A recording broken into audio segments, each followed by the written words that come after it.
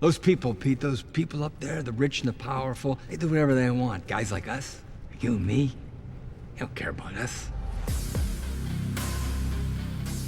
Hey, welcome back to ScreenCrush. I'm Ryan Airy. The Vulture represents the biggest failure of the Avengers. They've saved the world many times, but they never improved life on Earth. Adrian Toombs claims that the rich and powerful can do whatever they want, while the working classes like himself are left with nothing. And in the post-Battle of New York world, the Avengers are becoming a class of elitists who are out of touch with the people they protect. And the regular people, like Toombs, must live in a constant state of fear about the next alien invasion, the next superhero battle, the next disaster. We have to pick up after them. We have to eat their table scraps. The Avengers protect the world, but they don't make it better. There are no quality of life improvements, no attempts to create real, everlasting change. In fact, some of the heroes put the world and even the entire universe at greater risk. And now the government is planning to use their failures to create their own superhero team. And we're going to talk about how these ideas will connect to Captain America: Brave New World and the Thunderbolts, and how the mistakes of the Avengers could create the Dark Avengers. Hot dog. The Vulture saw it coming, and he has already figured out the best way to make the world a better place. Guys, this is a lot, but we're going to show you why the Vulture was right.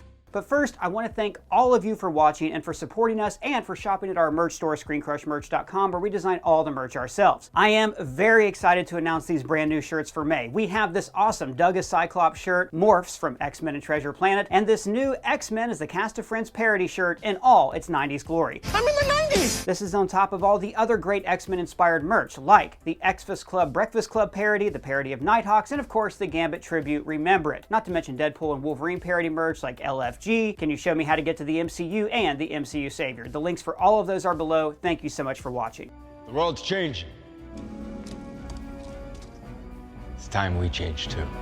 But first, let's explain the Vulture's motivations. Adrian Toombs was a hardworking man who started his own salvaging business. After the Battle of New York, Toombs was hired to clean the city up from the Chitauri invasion. Now this was meant to be his big break, a chance to provide for his family and his crew's families. But then it's all unceremoniously taken away from him when the government shows up. All salvage operations are now under our jurisdiction. The Department of Damage Control is a joint venture of the government and Tony Stark. Toombs and his guys are thrown out and they get no compensation, no financial aid, nothing but the most indifferent official response. I bought trucks for this job.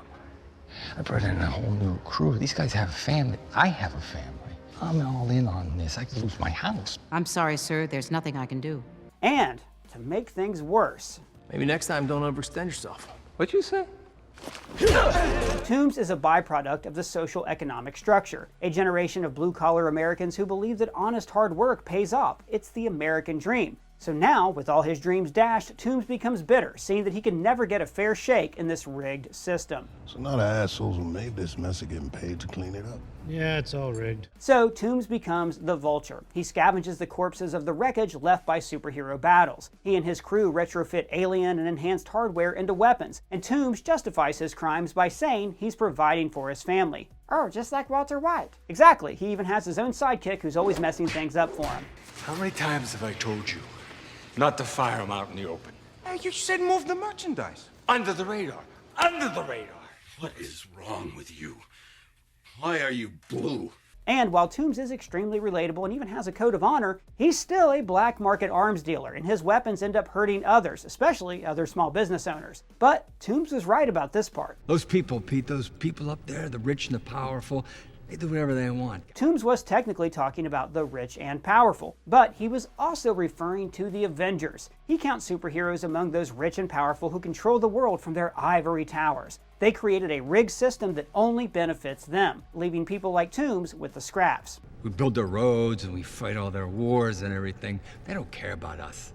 We have to pick up after them. We have to eat their table scraps. Toombs represents a fundamental failure of the heroes to deal with the consequences of the post-Battle of New York world. Oh, so he's like Zemo. True, Zemo and Vulture do share many similarities. But Zemo embodies the inevitable collateral damage wrought by the Avengers. And we've already made a video about that, you should check it out, it's really good. Toombs actually defines a far more damning failure of the Avengers, one that goes beyond collateral damage. It's about their refusal to use their power and influence to improve the world. What do you mean? The Avengers save the world like every week. True, the Avengers do all they can to protect the world and even the universe. But when it comes to the day-to-day quality of life on Earth and the social economic issues, the Avengers are failing. It's like what Toomes says in the opening scene of Homecoming. Things are never going to be the same now. After the Battle of New York, the world has changed forever. We rarely see the perspective of people on the ground, people like Toomes, the regular civilians, but they must live in a constant state of existential crisis.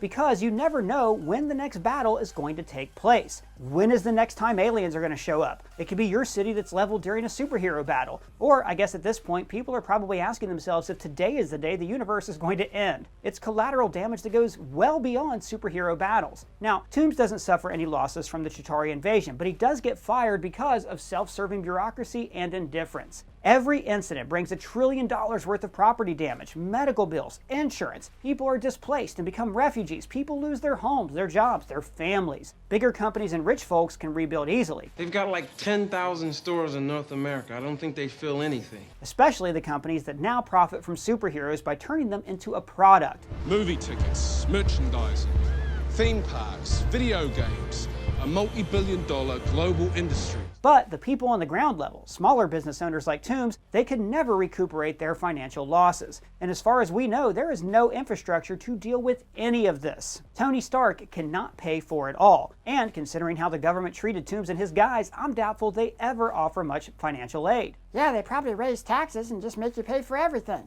That's actually how government works, dude. And the show Falcon and the Winter Soldier explored how it's simply unfeasible for the government to deal with the consequences of these big events. All of this creates social and financial friction and desperation. It forces people to take out loans and mortgages and pay premiums for insurance, and eventually drown in debts that they can never repay in their lifetime. And of course, the outcome of this financial reality leads some people, like Toomes, to a life of crime. They become criminals who prey on the defenseless victims, like Wilson Fisk and the other crime lords who profited from the destruction of New York. Every time one of these guys punches someone through a building, our margins go up 3%. And this financial and social crisis is only getting worse and worse. And so, where are the Avengers in all of this? Who are the heroes that fight crime? Daredevil. That's right, and Punisher too. But these heroes don't have the resources to take down these whole entire criminal operations. And early in his superhero career, Spider-Man was fighting crime too, before the aliens in the multiverse. But when Peter went to Tony and told him about the Vulture and the dangerous weapons he's selling, this is what Tony had to say.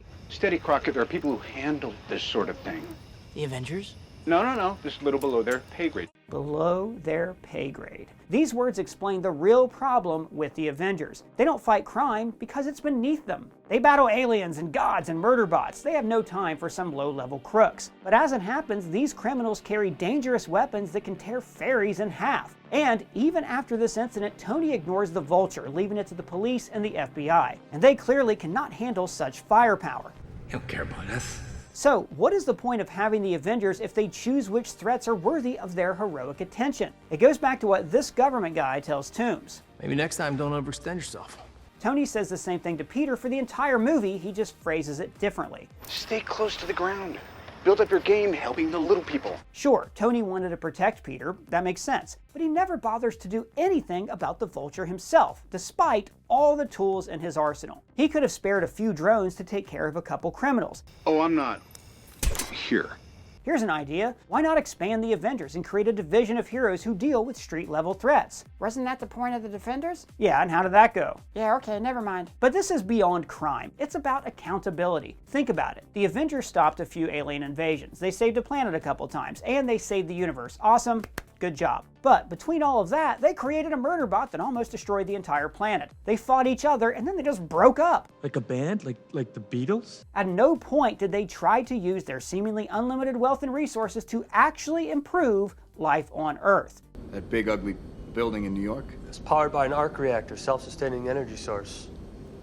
That building will run itself for what, a year? They didn't make preparations to ensure that fewer people get hurt during battles, strive to create world peace, use their tech and magic to actually deal with global warming, develop advanced medicine to deal with diseases like cancer. Bullet wounds don't just magically heal overnight.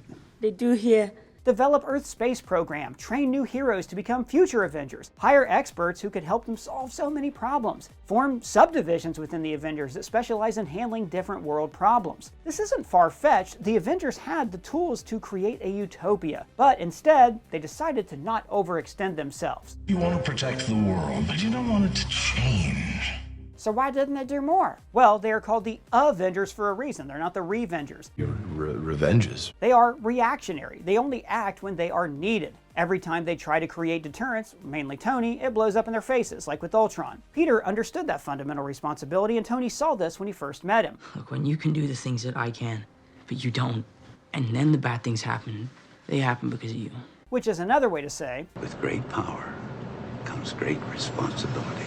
and this brings us to the root of the matter, why Toombs is right when he says, Those people, Pete, those people up there, the rich and the powerful, they do whatever they want. when Tony joins forces with Damage Control, it was not about screwing over the little guy. In all fairness, Tony was right to assume that a dedicated government department is far more suitable to handle alien tech. However, Tony doesn't consider the consequences this will have on Toombs because he's thinking of the big picture. Tony is a billionaire who's lived his entire life in privilege, so he can never truly understand how this would all impact a working man like Toombs. And this is why the Avengers are losing touch with the people they protect. Here's the thing about being rich. It's like being a superhero. You get to do what you want, the authorities can't really touch you, you get to wear a costume, but it's designed by Armani. But Tony is a reactionary hypocrite. Agreed? He himself refused to share his tech with the government back in Iron Man 2. He knew that they could not be trusted. Because I'm your nuclear deterrent. It's working. We're safe. But then he puts all of his faith in the government after feeling guilty about what happened in New York. Just like he spearheaded the Sokovia Accords because he was the one to blame after creating Ultron. But when he created Ultron, he did it without thinking about the ramifications because We don't have time for a city hall debate. I don't want to hear the man was not meant to meddle medley. from his certain point of view, he knew better. And this is why he built a spy satellite armed with murder drones. And then he gave a teenager full control of the satellite just because he had the power to do it. And what did Peter do with that great power? I'd like to transfer your control over to Quentin Beck. Peter himself is no longer a friendly neighborhood Spider-Man. He has become extremely privileged, just like many of the other Avengers. Peter starts as a middle-class dumpster diver from Queens, but then he gets a super advanced suit, and afterwards he never seems to worry about money anymore. Seriously, in every movie, he and Aunt May have a nicer and bigger apartment because Tony was providing for them. Remember how in the Sam Raimi Spider-Man movies, Peter constantly worries about money? Give me rent. Under the Stark financial umbrella, everything the heroes needed was given to them without ever having to pay for anything. Lab's all set up, boss. Oh, actually, he's the boss. I just pay for everything and design everything and make everyone look cooler. Now that changes with the ending of No Way Home, but it's not just about the money, but the access to power. There's a point in Homecoming when Tony tells Peter that he could get him into MIT with a simple phone call. I got some pull at MIT. This creates a sense of inevitable entitlement. When Mysterio frames him for murder, Peter decides to ask his wizard friend to mess with the fabric of space-time. Peter doesn't try to convince the world of his innocence. He takes a shortcut without a care in the world about the consequences. Are you telling me that you didn't even think to plead your case with him first before you asked me to brainwash the entire world? But since the Time Stone is turned into atoms, Steven's bright idea was to erase the memories of everybody on Earth. Oh, it's just a standard spell of forgetting. That spell travels the dark borders between known and unknown reality. It's too dangerous. So, these heroes seem to believe that their heroics grant them special privileges that can shape the entire world. Even Steve shares this sense of entitlement. When Steve and Tony argue about the ethics of the Sokovia Accords, Steve declares, "We may not be perfect, but the safest hands are still our own." This statement is so arrogant and kind of sounds superior. But you know what? Maybe Steve is right. Maybe the Avengers do know better than the government. The Avengers already ignore most jurisdictions and laws. They go wherever their heroics are needed. The Dora Milaje don't have jurisdiction here. The Dora Milaje have jurisdiction wherever the Dora Milaje find themselves to be. And that's a good thing, because there is no time for bureaucracy when innocent people need help. So you want them to control the entire world? Well, I'm not saying the Avengers should become an authoritarian police force that controls governments and every law enforcement agency on the planet. But their inconsistent approach toward the government is very problematic. On one hand, they put their trust in the government to take care of the things that they don't really want to. But this trust is conditional, and it changes based on if the Avengers agree with the government or not. They see the government as self-serving and kind of corrupt. But they could never truly enforce their laws because the Avengers could simply refuse to follow the rules, and the world couldn't really do anything about it. This is why the Accords were forgotten the moment Thanos showed up. Because you need us. Yes, the world is a vulnerable place, and yes, we help make it that way. But we're also the ones best qualified to defend it. For example, after Sam Wilson became the new Captain America, he saved the GRC members from the Flag Smashers, but then he proceeded to tear them down in public. You've got to do better, Senator. You've got to step up. Now, Sam is right. The GRC fumbled the ball, and they failed to deal with the refugee displacement after the blip. But guess what? There was no way the government could ever manage the magnitude of the logistical nightmare following the blip. And yet, he gets angry at the government for failing to use their power to make the world better? Look, you people have just as much power as an insane god or a misguided teenager. The question you have to ask yourself is, how are you going to use it? How could Sam expect the government to do better when the Avengers don't do better themselves? They're the ones with all the resources, all the power, and all the influence. If anybody could have dealt with the blip efficiently, it's the Avengers. They have access to super advanced tech, nanotech, space tech, quantum particles, magic, Asgardian science magic, you name it. If they put their minds to the task, they could have changed the world and solved so many problems. Remember how T'Challa gave his UN speech? We must find a way to look after one another as if we were one single tribe. It seemed like he was going to share vibranium with the rest of the world and build something better. So, what happened to that? Just look at Earth 838 from Multiverse of Madness. The Illuminati might have been a bunch of a-holes, but they clearly did their work to make their world better. But here's the thing. After Endgame, the Avengers just broke up. Without Tony, Steve, and Natasha, they lost the glue that held them together. But none of the other heroes seemed to bother trying to get the band back together, or even to create a new Avengers. They just sort of went their separate ways, and the world is only getting more dangerous, now with time travel and the multiverse. The world's changing. It's time we change too.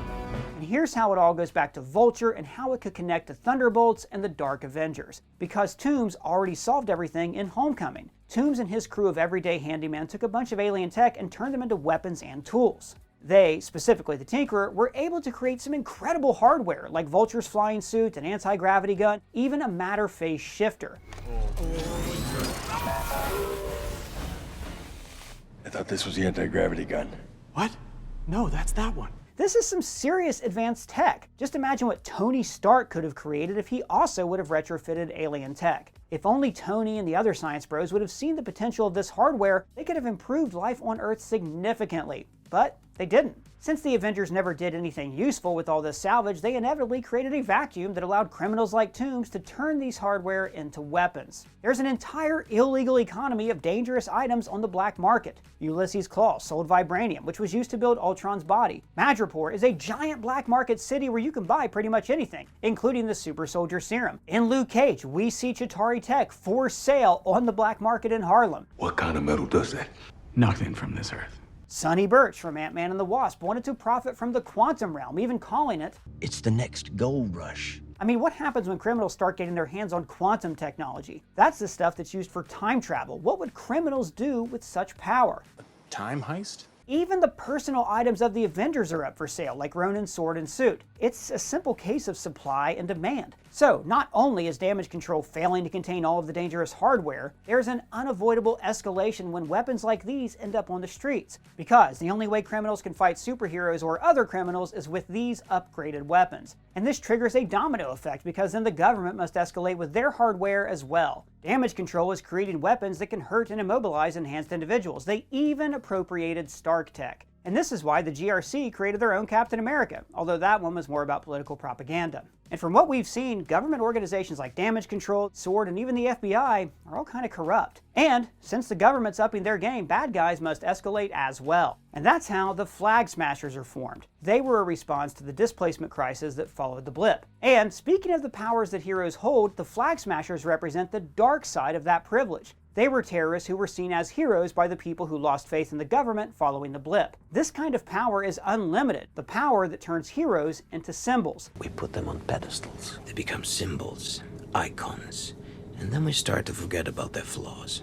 And this escalation will make things far worse in the future, all of it setting up a major conflict in Captain America: Brave New World and the Thunderbolts. You see, the government is clearly planning something big. Based on the Captain America 4 footage that was showed at CinemaCon, Thunderbolt Ross is the new president. And he wants to assemble his own team of Avengers. Valentina Allegra de Fontaine recruiting John Walker to form the Thunderbolts is probably the first step in this plan. Things are about to get weird. So when they do, we're not going to need a Captain America.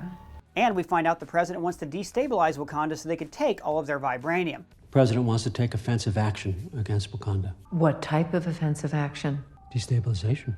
So there's a conspiracy that could tie into what's happening with damage control. They went from cleaning the streets after superhero battles to clearing the streets of superheroes. Damage control became an authoritarian police force that can arrest enhanced individuals and even put them in their supermax prisons. With them collecting so many weapons and tech, they might end up arming the Thunderbolts with this technology. And all of this might lead to the Dark Avengers. Now, we did talk about the Dark Avengers in a video last week, but just in case you're not familiar, in the comics, they are a team of villains pretending to be established heroes. And it definitely seems like the MCU is going in that direction, with Thunderbolts and Captain America 4 leading into the Dark Avengers. And they could use the special privilege that made the Avengers so out of touch to turn public opinion in their favor. Because, as we've seen, the Avengers can get away with anything as long as they protect the world. Nobody in there is mad at you about that. I mean, you would have been doing them a favor if you'd taken out the whole lot. Since the Avengers are not a team anymore, the Dark Avengers are going to fill that spot. And then they could weaponize this entitlement and take over the entire world, establishing a new world order. And this is why the Vulture was right. Hot dog. But maybe after No Way Home, Spider-Man understands this failure of the Avengers. And now that he's going back to his roots, he could help form this new Avengers team. And they could achieve what the original Avengers could never do and make the world a better place. So, do you guys think Vulture was right? And how do you think the Avengers could have made the world a better place? Big shout out to the writer and editor of this video, Mr. Pavel T. So let us know your thoughts down in the comments below or at me on Twitter. And if it's your first time here, please subscribe and smash that bell for alerts. For ScreenCrush, I'm Ryan Airy.